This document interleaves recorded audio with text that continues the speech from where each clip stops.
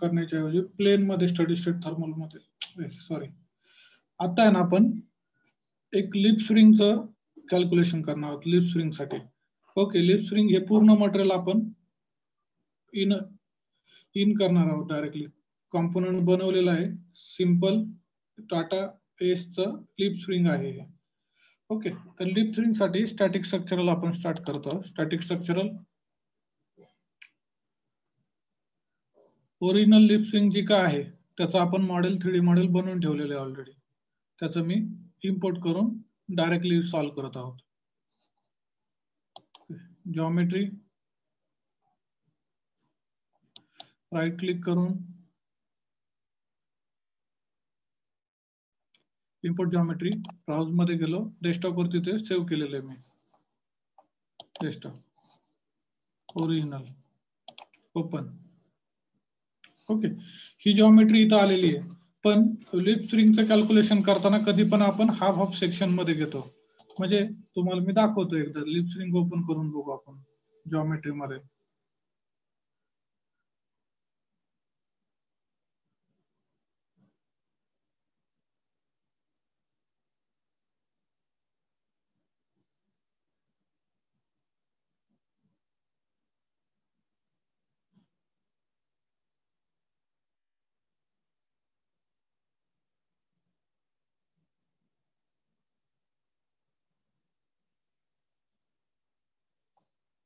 Millimetre okay,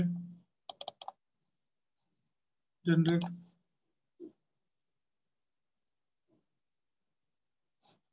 ही तुमची leaf spring आहे. Okay, leaf spring तुम्ही जर का पाहिली आपण हे अशी फिरून पाहूयात. हे लिप स्प्रिंग याच्यात किती आहे? खाली खाली 2 आहे आणि वरती 1 आहे. तीन लिप आहेत एका एक.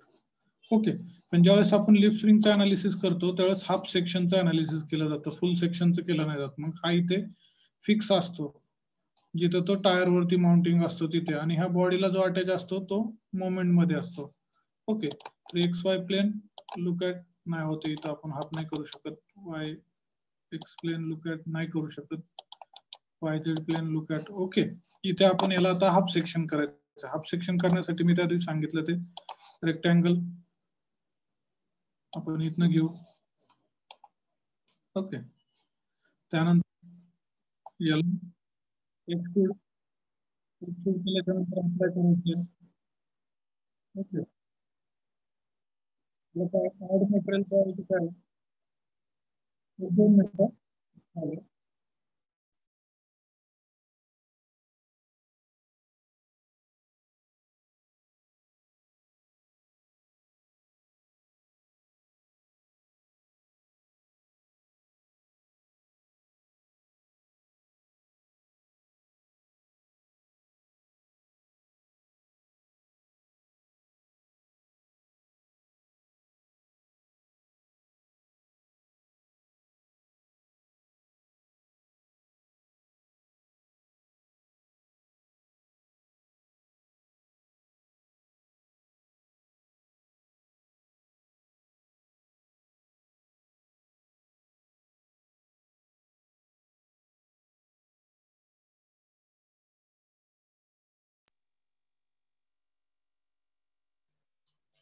सर आवाज येत नाही.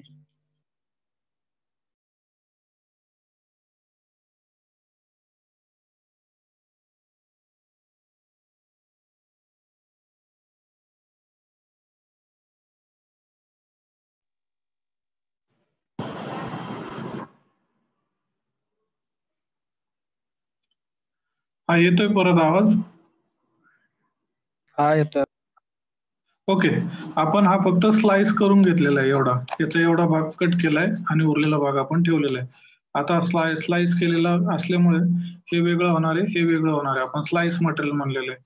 ओके, इम्प्रिंट फेसेस नाही केलेला आपण. फेस इम्प्रिंट जर केलं तर ते 2 पार्ट नाही होत, सेमच पार्ट राहतो. इथं आपण काय केलेलं आहे, स्लाइस मटेरियल वापरलेलं आहे, म्हणजे 2 भाग करतोय डायरेक्टली आपण त्याचं. ओके, पहिले किती 3 बॉडी होत्या, आता इथे बघा पार्ट 6 बॉडी म्हणजे 6 बॉडी तयार झालेले आहेत. Okay, close. आता आपल्याला ANSYSचं मॉडेल ओपन करायचं म्हणजे starting mechanical.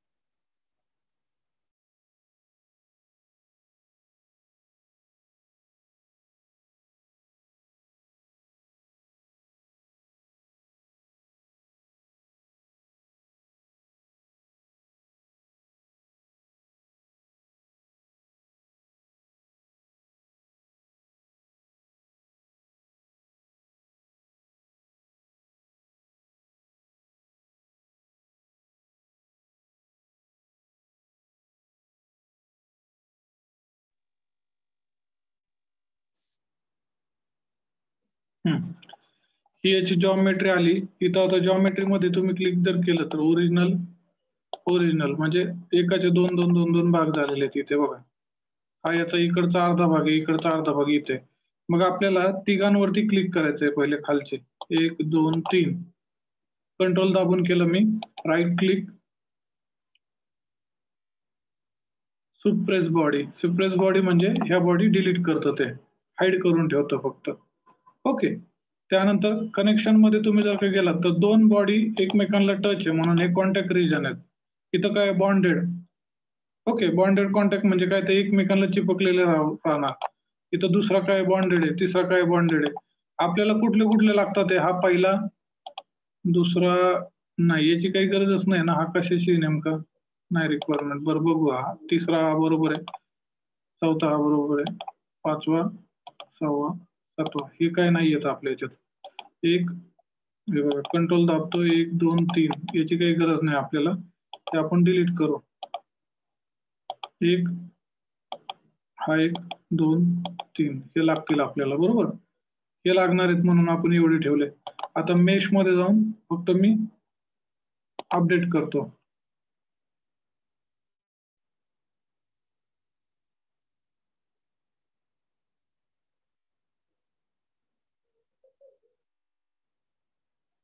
Mesh structure update केलं, स्टॅटिक स्ट्रक्चरल मध्ये गेलो, load, force, support, fix support. आता फिक्स सपोर्ट देताना आपल्याला 3 पॉइंटला फिक्स सपोर्ट द्यायचा आहे. फिक्स सपोर्ट 1 2 आणि 3. मी कंट्रोल दाबून करतोय म्हणून 3 सिलेक्ट झाले. अप्लाय. फोर्स कुठे आहे, या पॉइंटला. अप्लाय. डायरेक्शन ही झेडचं मायनस डायरेक्शनला, वेक्टरच्या ऐवजी कॉम्पोनंट मायनस झेड मध्ये आपण इथे 2000 न्यूटनचा लावला आपण.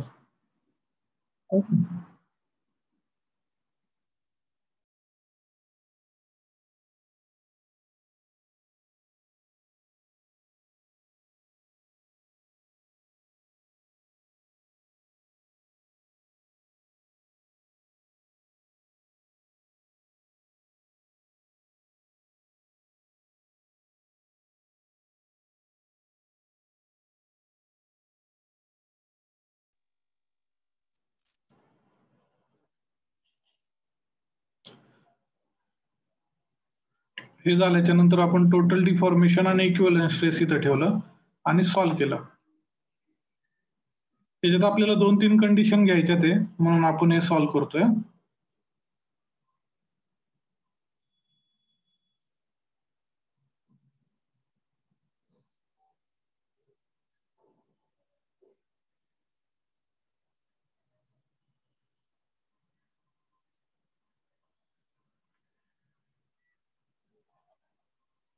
तर सॉल्व्ह होताना टोटल डिफॉर्मेशन झालं आणि इक्विव्हॅलेंट स्ट्रेस झाली एमपीएम मध्ये.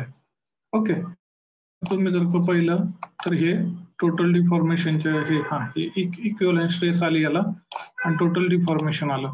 ओके. आता आपण काय करू, हे जे काही कॉन्टॅक्ट रिजन आहे 1 आणि 2, हे कॉन्टॅक्ट रिजन पण काही गरजेचे नाहीत. हे दोन आपण डिलीट करून टाकू.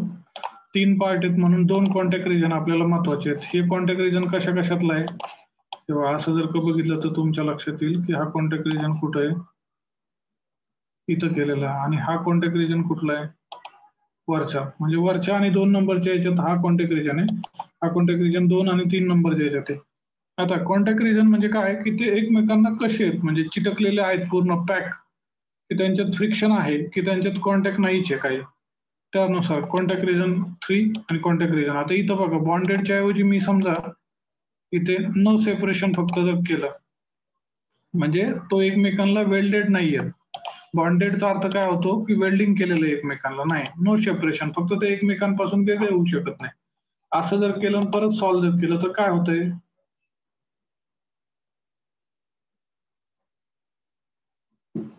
बॉन्डेड आपण वेल्डिंगच्या वेळेस घेतो. हा बघा आता इथं किती झाले डिफॉर्मेशन, 75 mm झाले, इक्विव्हॅलेंट स्ट्रेस 623 झाले, म्हणजे इथं वाढलं ना. बॉन्डेडचा अर्थ काय झाला की तो वेल्डेड आहे डायरेक्ट एकमेकांना, आणि याचा अर्थ काय झाला की हे दोघं फक्त सेपरेट होऊ शकत नाही, म्हणजे याचा लोड पहिल्यावरती लावलेला लोड दुसऱ्यावरती येणार, दुसऱ्यावरती लावलेलं लोड तिसऱ्यावरती जाणार. मग लीफ स्प्रिंगचा अनालिसिस करताना आपण कुठलं वापरणार आहोत तर नो सेपरेशन. आता नो सेपरेशनच्या ऐवजी आपण जर का म्हटलं की नाही ते फ्रिक्शनलेस आहे, म्हणजे त्याला काहीच फ्रिक्शन नाही दोघांचं फ्रिक्शनलेस जर केलं तर काय होऊ शकतं. आता इथं 623 आलं होतं 75 mm डिफॉर्मेशन आलं होतं. आता याच्यात काय होतंय ते तुम्ही चेक करा.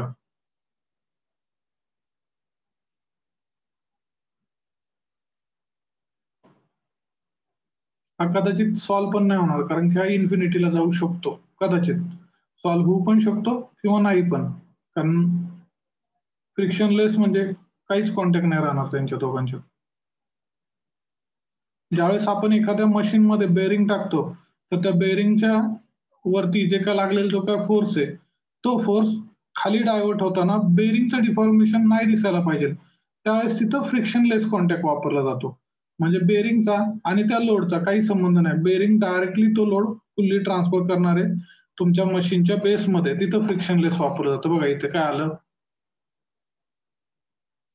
9,99,999 एवढं तुमचं अनालिसिसच्या स्टेप घेऊन सुद्धा ते सॉल्व्ह होत नाही. म्हणजे ही बॉडी कुठेतरी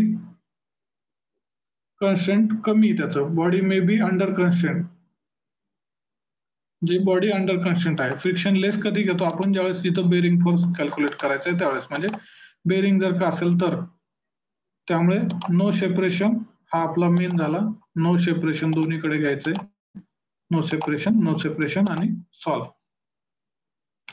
ओके, आलं लक्षात. तुम्ही दोन पार्ट जर का आले, आता इथं असेंब्ली आहे त्यामुळे दोन पार्ट आलेले, दोन पार्ट आल्यामुळे काय व्हायला लागलं की तुमचं तिथे बॉन्डिंग तयार व्हायला लागलं. पहिला पार्ट आणि दुसरा पार्ट एकमेकांना बॉन्डेडनी कनेक्ट केलेला आहे, दुसरा पार्ट आणि तिसरा पार्ट एकमेकांना बॉन्डिंग केलेला आहे. पण तो बॉन्डिंग करताना कशा पद्धतीने